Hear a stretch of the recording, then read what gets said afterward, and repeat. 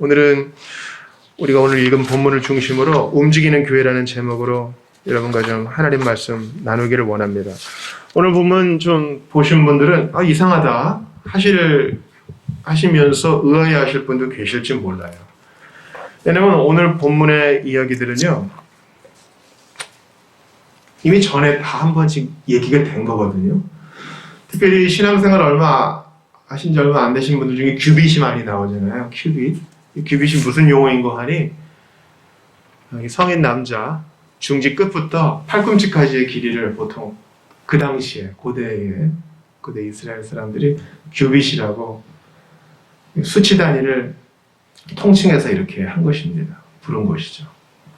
보통 한 엄지 손가락 중지 끝부터 팔꿈치까지 한 45cm 되지 않겠어요? 한 그 정도 길이로 지금 성막 건축을 위한 공사가 이제 진행되는 겁니다.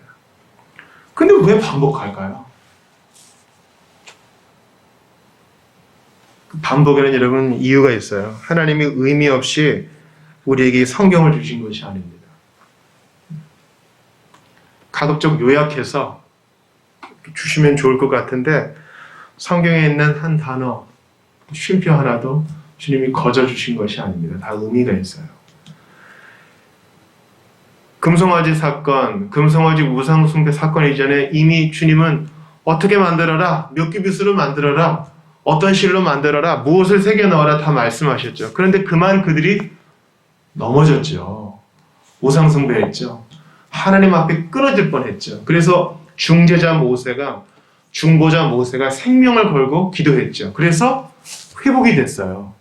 죄 용서도 받고 임마누엘도 회복하고 나도 함께 가겠다 약속하시고 자신을 보여주셨죠. 하나님이 어떤 분이신지 보여주셨죠. 회복이 됐어요. 이제 다시 처음으로 돌아가야 돼요. 회개하는 자는 처음 행위를 다시 가져야 되잖아요. 다시 처음으로 돌아와서 말씀하신 바를 그대로 준행해야 되죠. 그래서 오늘 말씀은 무엇을 얘기합니까? 하나님께서 제작하라고 명하신 대로 그대로 이루어졌다라는 것을 하나하나 다 말씀하시는 거예요. 널판도, 휘장도, 속죄소도 말이죠. 그래서 오늘 그 본문을 보면 예를 들어 37장 8절을 보세요. 8절 끝에 보니까 만들었으니 과거 시제로 되어 있죠. 히브리 성경도 과거 시제로 되어 있어요. 주님이 말씀하신 대로 그대로 순종하였다. 실행되었다. 사람을 통하여 이것입니다. 7절 끝도 보세요. 만들었으되 그대로 이루어졌다.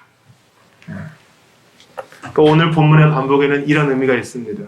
자칫 성막 제작은커녕 멸망당했을 법한 사람들이 중재자 모세를 통해 회복이 되어서 하나님이 명하신 것을 그대로 순종해 나갔다.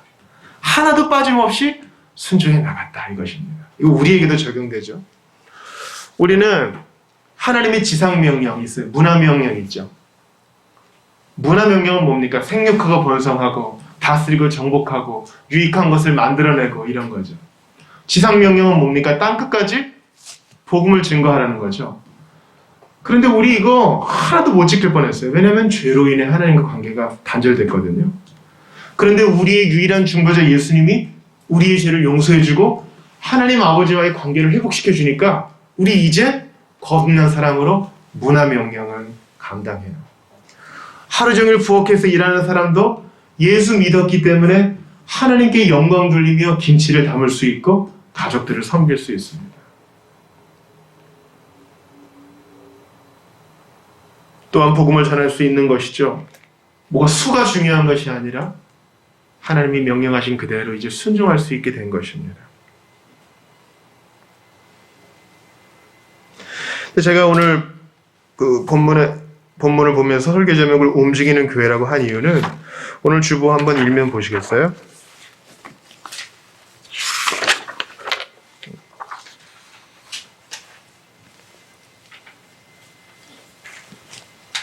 여러분 이거 일면의 그림 뭘 얘기하는 것 같으세요? 자,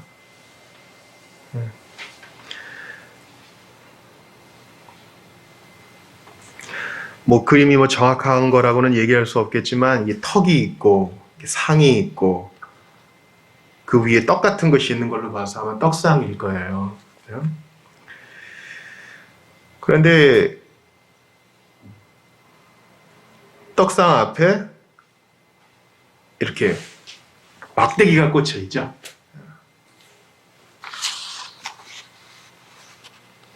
(37장 10절) 이후에 바로 이것을 얘기하는 것 같습니다. 조각목으로 만든 이 막대기도 금으로 싸가지고 다 해놔라. 막대기를 빼지도 않아요. 그죠? 막대기를 빼지 않아. 언제든 구름 기둥과 불 기둥이 움직이면 이동 준비할 수 있게끔. 이동할 때 이렇게 보자기로 덮고 이동을 합니다. 아마 이 막대기를 사용한 이유는 하나님의 거룩함을 함부로 사람이 손대지 못하게끔 주님이 우리에게 상기시키고자 그렇게 하셨을 거예요. 그래서 블레셋에게 빼앗겼던 언약궤를 가지고 올 때도 주님이 이것을 교훈하시지 않았습니까? 본래는 수레에 메어와서는 안 되고 사람이 메어야 되는 것이죠. 이것은 주님이 우리를 까다롭게 대하고자 하심이 아니에요. 하나님은 하늘에 계시고 우리는 땅에 있음을 알려주는 표시인 것입니다. 이렇게 채를 꿰어서 움직여야 되는 것은 이것뿐만이 아니라 언약궤도 그렇게 이동시켜야 됐습니다. 그래서 그 채를 꽂아놨어야 됐어요. 번제단도 마찬가지겠죠. 놀라운 사실은 솔로몬의 성전, 그러니까 성막 말고요. 지금보다 더 사이즈가 큰 솔로몬의 성전에도 이 대략적인 구조는 똑같거든요. 제일 중심은 지성소 안에 있는 이 언약궤예요. 근데 그때도 언약궤에 채가 꿰어져 있었습니다. 저는 이게 의미하는 바가 크다고 봐요.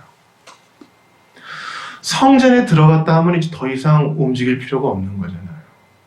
근데 주님은 성막의 고리에 채를 꿰어놓은 그대로 성전에도 그대로 두게 하셨어요.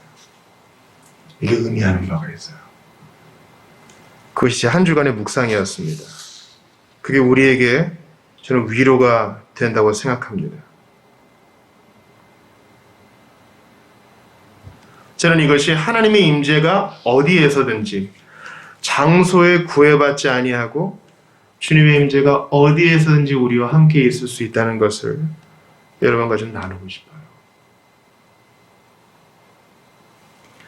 그래서 구약 한 곳, 또 신약 한 곳을 여러분과 좀 보기를 바랍니다. 먼저 에스겔 10장을 한번 찾아보겠습니다.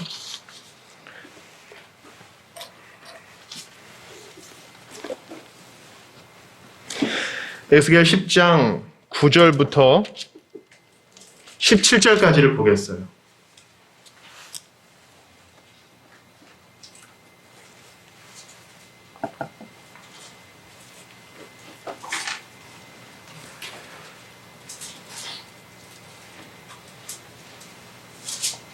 에스겔 10장 9절부터 17절까지. 이거 우리 그 통독 범위 안에 있었잖아요. 한번 같이 읽어볼게요. 에스겔 10장 9절부터 17절까지 합독입니다. 천천히요. 시작. 내가 보니 그룹들 곁에 네 바퀴가 있는데 이 그룹 곁에도 한 바퀴가 있고 저 그룹 곁에도 한 바퀴가 있으며 그 바퀴 모양은 황옥 같으며 그 모양은 넷이 꼭 같은데 마치 바퀴 안에 바퀴가 있는 것 같으며 그룹들이 나아갈 때에는 사방으로 몸을 돌리지 아니하고 나아가되 몸을 돌리지 아니하고 그 머리 향한 곳으로 나아가며 그 온 몸과 등과 손과 날개와 바퀴 곧 네 그룹의 바퀴의 둘레에 다 눈이 가득하더라. 내가 들으니 그 바퀴들을 도는 것이라 부르며 그룹들에게는 각기 네 면이 있는데 첫째 면은 그룹의 얼굴이요 둘째 면은 사람의 얼굴이요 셋째는 사자의 얼굴이요 넷째는 독수리의 얼굴이더라. 그룹들이 올라가니 그들은 내가 그발 강가에서 보던 생물이라. 그룹들이 나아갈 때에는 바퀴도 그 곁에서 나아가고 그룹들이 날개를 들고 땅에서 올라가려 할 때에도 바퀴가 그 곁을 떠나지 아니하며 그들이 서면 이들도 서고 그들이 올라가면 이들도 함께 올라가니 이는 생물의 영이 바퀴 가운데에 있습니다. 그러면서 이제 여호와의 영광이 이 그룹들과 함께 움직이는 것을 봅니다. 여러분 이거 읽으면서 이게 도대체 무슨 말이야? 뭐 독수리, 사자, 사람. 그룹은 이제 히브리 말로 그룹이에요. 영어로도 체루빔이라는데 오늘 우리 출애굽기 본문에도 나오죠. 이걸 실제로 그림으로 그리면 되게 기괴합니다. 밑에는 바퀴가 있고 얼굴이 4개가 있고. 근데 여러분 에스겔이 제사장으로서 이 환상을 어디서 본 거예요? 15절 볼게요. 그룹들이 올라가니 그들은 내가 어디서 보던 생물이라? 그발강가에서 보던. 여러분 그발강가가 어디예요? 그발강가? 그발강은 그들이 포로로 잡혀간 곳에 있는 강입니다. 정확한 위치는 얘기할 수 없지만은 메소포타미아에 있는 강이라고 우리가 추정할 수 있습니다. 중요한 것은 이스라엘에 있는 강이 아니에요. 이거 뭘 알려주는 거예요? 그들이 포로로 잡혀갔지만 성전은 다 회파됐어요. 다 불타고 재만 남았다고. 다 깨부수고 중요한 건 다 뺏어갔어. 근데 하나님의 영은 그룹들과 함께 그들이 잡혀있는 그발 강가에서 그들과 함께 있다는 거예요. 여러분 이거 우리에게 시사하는 바가 대단히 커요. 그들은 포로로 잡혀가서 강제 이주를 당했습니다. 그래서 거기서 이제 회당이 생긴 거죠. 성전이 없으니까 유대인들이 회당을 세워가지고 거기서 두루마리 성경을 읽고 거기서 가르침을 받고, 그래서 그 회당이 우리가 신약 성경에 나오는 회당입니다. 포로 시대에 성전이 없으니까 그들이 자체 예배 처소를 세운 거예요. 사도들도 그래서 지역마다 있는 회당에서 복음을 전하기 시작했죠. 근데 누추한 회당, 거기에 뭐 멋진 금으로 싼 이런 석재소가 있어요. 떡상이 있어요. 뭐가 있어요. 근데 그곳에서도 포로로 잡혀가 누추하고 한탄할 수 있고 고향을 잃어버린 그들에게도 주님이 거기에 함께 하셔요. 이게 바로 움직이는 교회, 주님의 움직이는 임재입니다. 고리를 만들어서 채에 꽂아놓고 그대로 두어라. 이게 우리에게 상징하는 바가 그거예요. 주님은 하늘에 계시죠. 장소에 매이지 아니하셔요. 시간에 매이지도 아니하셔요. 그런데 고리에 꿰어있는 그 물건들을 통해 우리에게 말씀하십니다. 네가 그발 강가에 있든지 한강에 있든지 이스라엘에 있든지 바벨론에 있든지 나의 임재가 너와 함께 할 것이다. 주님이 말씀하셔요. 에스겔에서는 또 다른 환상도 있죠. 그들이 우상 숭배하니까 주의 영광이 떠나죠. 성전에서부터 떠납니다. 조금씩 떠나요. 마치 나를 좀 말려줘 하는 것처럼. 에스겔을 보니까 하나라도 나와 죄인 사이에 서가지고 중보기도를 하는 사람이 있나 찾아봤는데 하나도 못 찾았다.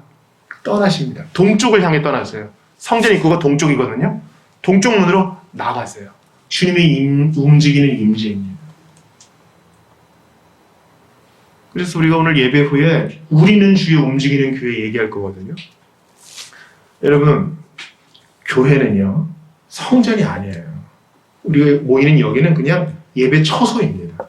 우리가 뭐 관습상 자비교회에 모였다 이렇게 얘기하지만 이곳은 우리가 모이는 처소예요. 성전은 어디가 성전입니까? 신자의 몸이 성전이고 예수 그리스도가 성전이고 마지막으로 신자들의 모임이 성전이에요. 우리가 야외 예배를 드린다고 올림픽 공원에 모였을 때에도 그곳이 주의 움직이는 교회가 될 수 있습니다. 주님 오늘 하루 시작합니다. 오늘 제가 오늘 하게 되는 지난주와 똑같은 이 평범한 일 가운데서 다 함께 해주세요. 거기서 주님이 우리 기도를 받으시는 근거가 어디 있어요? 움직이는 임재 때문에. 네가 어디에 장막을 치든지 나도 막대기에 들려서 너와 함께 간다. 그발 강가에서 내 자신을 보여준 것처럼 나도 너와 함께 있다. 주님이 우리에게 말씀하십니다. 지금 에스겔 10장을 자세히 주의할 시간은 없으므로 빨리 신약으로 넘어가겠습니다. 요한복음 4장을 찾아보겠습니다.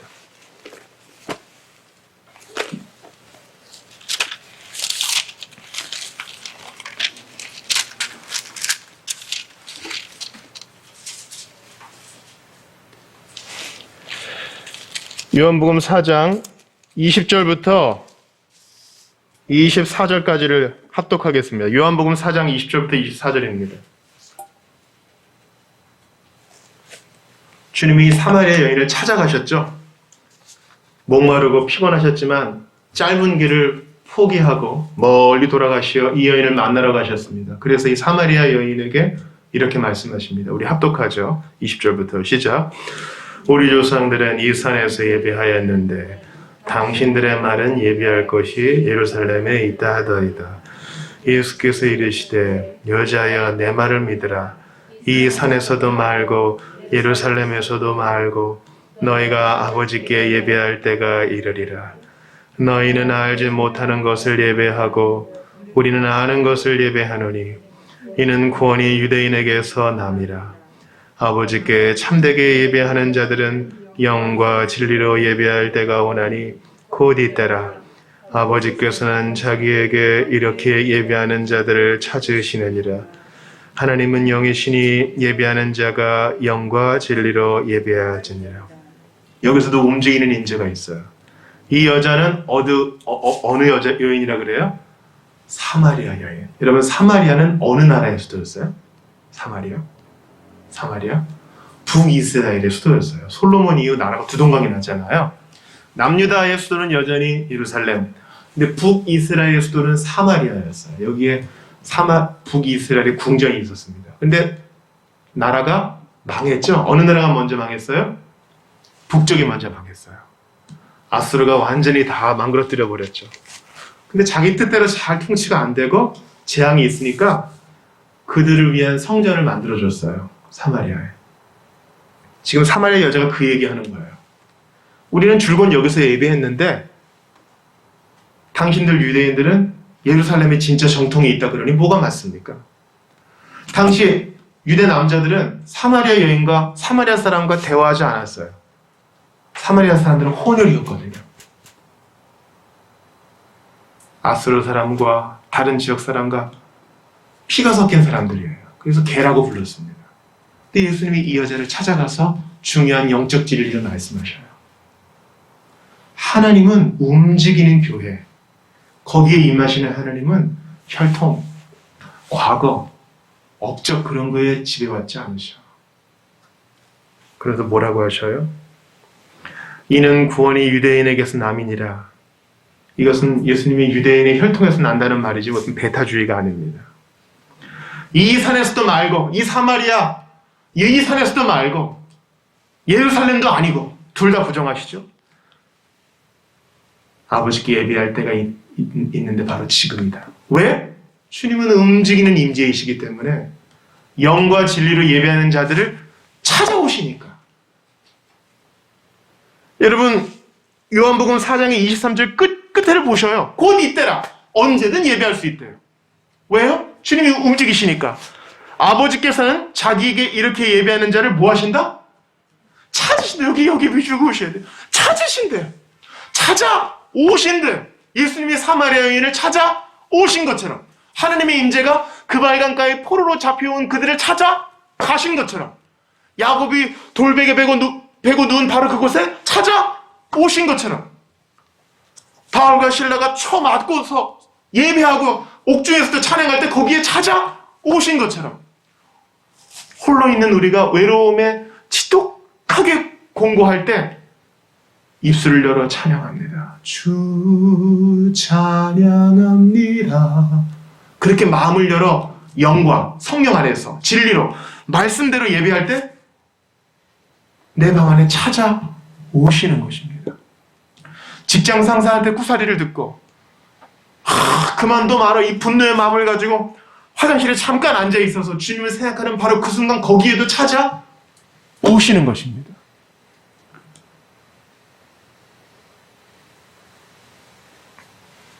움직이는 임재는 바로 이것입니다. 영과 진리로, 이게 중요해요. 영과 진리로는 성령 안에서, 진리로는 말씀 안에서 예배할 때 바로 지금 어디서든지 상관없이, 제가 오늘 목회 기도할 때 극지방에서도, 아마존의 밀림 한가운데에서도, 사막에서도, 비가 많이 내리는 곳에서도 주의 이름을 부르는 곳이라면 주님이 거기서 예배를 받으십니다. 학교도 마찬가지겠죠. 학교에서도 고요히 예배하는 그 벤치 위에서, 내 책상 위에서 주님은 예배를 받으십니다. 그러므로 예수 믿는 것은 참으로 큰 자유요 즐거움인 것입니다. 그러나 이러한 하나님의 움직이는 임재를 오용했던 사람들이 있었습니다. 우리 사무엘상 4장 한번 찾아보겠습니다. 구약성경 3상으로 찾으시면 되겠습니다. 사무엘상 4장.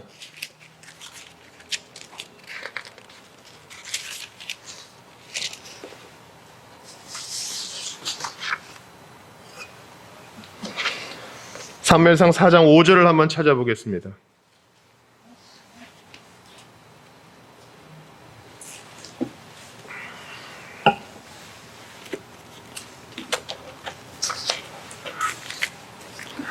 아직까지 사사시대입니다.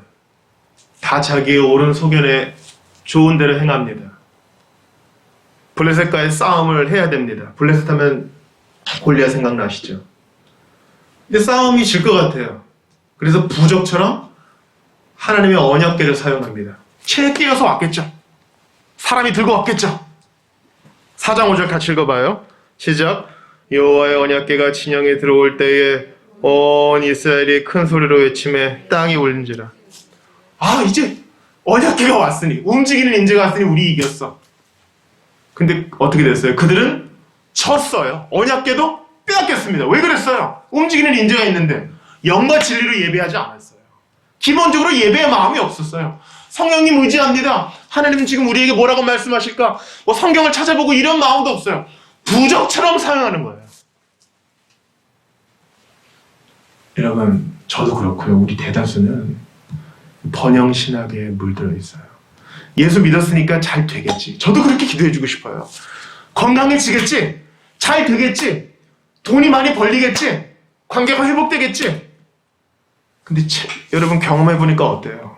꼭 그렇지는 않더군요. 제가 여러분들에게 오늘 뼈아픈 진리를 알려드리겠습니다. 예수 믿고 신앙생활하는 거, 내가 원하는 대로 해피엔딩이 되지는 않더군요. 하나님이 아니다 말씀하실 때도 많아요. 이 모습 그대로 두실 때도 많아요. 그러므로 하나님의 움직이는 임재를 내 뜻대로 가져다 쓰면 안 됩니다. 예배의 마음으로 주께서 무엇을 말씀하시는지 그대로 따르겠습니다 하는 자에게 그 임재가 위로를 줘요. 생각해보세요. 이스라엘 백성들 광야에서 지금 사막에서 텐트 치고 있다고요. 캠핑이 아니에요, 여러분. 요즘 캠핑장은요, 집 같아요. 전기 딱 들어오고 전기장판 때문에 등이 뜨뜻하고 외풍도 딱 막아주고 설거지 하는 데도 있고 강아지들 데리고 갈 수 있고 따뜻한 물 마음대로 쓸 수 있고 샤워도 할 수 있고요. 와이파이 잡히고요. 집에서 못 트는 것 전기난로 여기서 퐁퐁 뜰 수 있고요. 지금 그런 캠핑이 아니잖아요. 이스라엘 백성들 불편하잖아요. 근데 주님이 거기에 함께 계시겠대요. 이게 위로예요. 제가 몇 번 말씀드렸죠? 우리 성경 중에 제일 짧은 성구가 어디라고요, 여러분? 성경 중에 제일 짧은 절이 있어요. 제일 짧은 절. 뭐예요? 예수께서 우시더라. Jesus wept가 성경에서 제일 짧은 절이에요. 예수님이 어디에서 오셨어요, 여러분?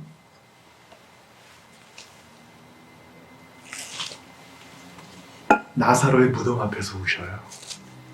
참 신기하죠? 조금 있으면 살릴 거면서, 조금 있으면 나사로야 나와라 그래서 모든 사람 앞에서 살릴 거면서 왜 우는 거야? 기뻐해야지. 나흘 만에 내가 왔다. 이제 다 좋아질 거야. 자, 웃을 준비해. 예수님 우셔요. 그건 연기가 아니야. 그 무덤 앞에서 왜 우실까? 저는 여기서 큰 위로를 받게 됐어요. 예수님 거기 계셔요. 주님이 움직이는 인자가 지금 그 현장에 와 있다고. 근데 한순간에 모든 걸 싹 해피엔딩으로 안 바꿔주고 일단 울어줘요. 여러분, 예수님과 함께 동행하는 것은요, 내가 원하는 대로 상황이 다 역전되고 내가 원하는 그림으로 착착착 진행되고 내 기도가 100%다 응답되고 그거가 아니에요. 그러면 나교죠, 나교. 자아교, 셀프 릴리전이죠. 예수님은 우셔요. 이 죽음이 당연한 것이 아님을 주님은 아셨어요. 원래 사람은 죽기 위해 창조된 존재가 아니거든요. 근데 아담과 하와로부터 죽음이 들어온 거예요. 이거 대단히 부자연스러운 거예요. 그 죽음 때문에 주변 사람들이 다 울어요. 곡하는 사람이 있다 그러잖아요. 한 사람이 죽으면요, 여러분. 우리 자매 한 명도 작년에 아버지를 잃고 지금 그분을 기억하러 내려갔어요. 사랑하는 사람이 있다가 없으면요, 슬퍼요. 우리 보통 어른들이 3년 장을 한다 그러잖아요. 왜냐면 그 슬픔이 3년은 가니까. 근데 이 죽음이 자연스러운 일이 아니었어요. 그 죄라는 놈 때문에. 예수님은 그 죄의 극악무도함 때문에 우신 거예요. 원래 이러려고 사람을 지은 게 아니었는데 주님은 이 부자연스러움 때문에 우는 거예요. 그리고 거기에 사랑하는 자매들, 마리아와 마르다와 그 친구들 함께 우시는 거예요. 나의 사랑하는 동료 나사로가 지금 이 자리에 없다는 것 때문에 예수님은 우시는 거예요. 움직이는 임재는 그거예요.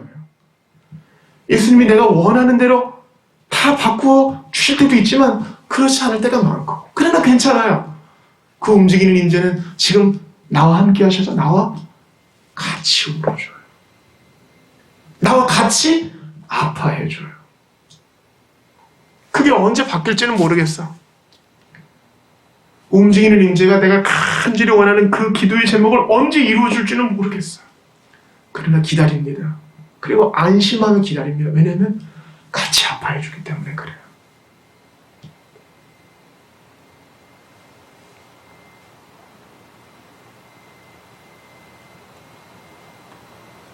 이제 우리는 눈을 들어 우리와 함께하는 이 움직이는 임재, 그것을 의식할 필요가 있습니다. 열왕기하 6장 17절에 성이 적군에게 둘러싸이자 엘리사의 종이 상당히 두려워합니다. 그때 엘리사가 이렇게 말하죠. 기도하여 이르되 여호와여 원하건대 그의 눈을 열어서 보게 하옵소서. 하니 여호와께서 그 청년의 눈을 여심해 그가 보니 불말과 불병거가 산에 가득하여 엘리사를 둘러더라. 우리는 이제 눈을 들어서 우리와 함께하는 움직이는 임재를 의식할 필요가 있어요. 우리 특별히 복음주의 신앙에서는 천사론이 대단히 약하거든요. 근데 오늘 출애굽기에서는 그룹이 대단히 많이 나오죠. 그룹은 천사예요. 천사가 왜 이렇게 많이 나와요? 우리 높은 분들 막 이동하실 때 혼자 이동하지 않죠. 연예인들 이동할 때 혼자 이동하지 않죠. 주변에 경호원들이 있잖아요. 대통령이 호롤단신 자기 몸만 움직이는 경우 없죠. 그룹들은 영원하신 왕 주님을 호위해요. 그래서 주님의 명령을 받아 당신의 백성들을 지킵니다. 그들은 수행원이요 심부름꾼입니다. 그래서 그룹들이 그렇게 많이 등장하는 것이에요. 우리의 눈을 열어서 하나님이 나를 지키신다. 나를 보호하신다. 그리고 나와 함께 울어주신다. 아마 그룹들은 이해를 못할 거예요. 왜 왕이, 왜 주인님이 이 연약한 피조물을 위해 울고 계시지? 그러나 우리는 그 사랑을 지금 받고 있습니다. 그러니 사건의 해결보다 더 중요한 함께 거하시고 함께 울어주시는 움직이는 임재 예수님 까닭의 위로를 얻고 더 얻는 우리 모두가 되기를 바랍니다. 여러분, 여러분 아픔이 있어요. 천국은 마치 밭에 감추인 뭐라고요? 천국은 마치 밭에 감추인 보석이에요. 내 가진 소유를 다 팔아서 이거 샀어. 근데 아직 캐내어 이 보석을 누릴 때는 아니에요. 그러나 내 거야. 내 거야. 이제 파서 이 보석을 영접할 날이 곧 와요. 우리의 소유권은 움직이지 않아. 보석을 담고 있는 이 밭은 우리 거예요. 그러니 잠시 잠깐의 어려움은 이 움직이는 인재 때문에 모두 이겨낼 수 있는 것입니다. 우리 마지막 성경을 찾고 오늘 기도합시다. 이사야 43장 1, 2절입니다. 성경 4로 찾으시면 되겠습니다. 이사야 43장 1, 2절입니다.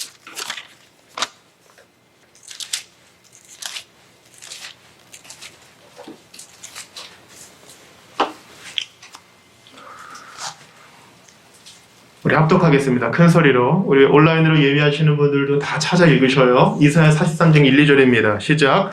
야곱아 너를 창조하신 여호와께서 지금 말씀하시느니라. 이스라엘아 너를 지으신 이가 말씀하시느니라. 너는 두려워하지 말라.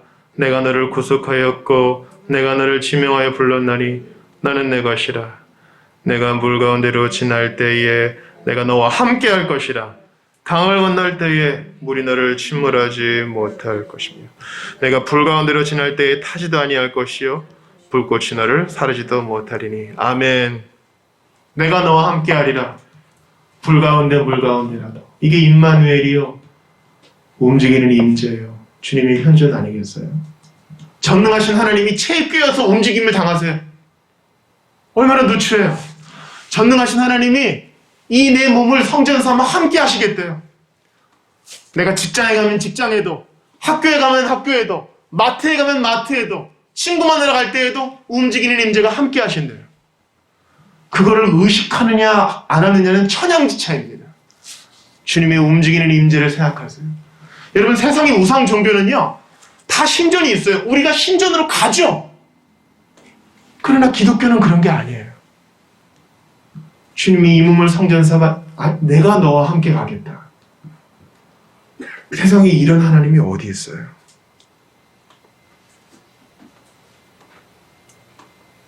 그 주님을 의식하며 마음 든든히 살아가는 임마누엘을 확증시켜 주시려 십자가에 죽으시고 부활하신 예수님을 의지하는 우리 모두가 다 되시기를 바랍니다. 자, 그래서 여러분과 찬양을 나누고 싶어요. 우리 찬송집 351장 한번 보시겠어요? 가사가 이래요. 우리는 주의 움직이는 교회. 움직이는 교회. 움직이는 임재. 두세 사람이 내 이름으로 모인 곳에 거기에 찾아오신다는 예수님. 이곳은 주님을 위한 자리. 여기라는 거예요. 여기. 여기가 바로 주님이 임하시는 자리라는 거예요. 내가 기도하는 모든 땅 위에서 어떤 땅이 아니라 내가 주의 이름으로 가는 그 모든 곳에서 주의 이동하는 임재가 함께 하시니 주님을 예배합니다. 나의 노래로 주님의 성전을 지으리. 내가 예수님 찬양하는 그곳에 주의 임재가 같이 있어요. 하나님 우리가 이곳에 섰으니 바로 여기서 예배를 받아달라는 고백이에요. 우리 이 찬송 드리면서 복원하시고 축도로 예배를 마치겠습니다. 다 같이 일어나시죠.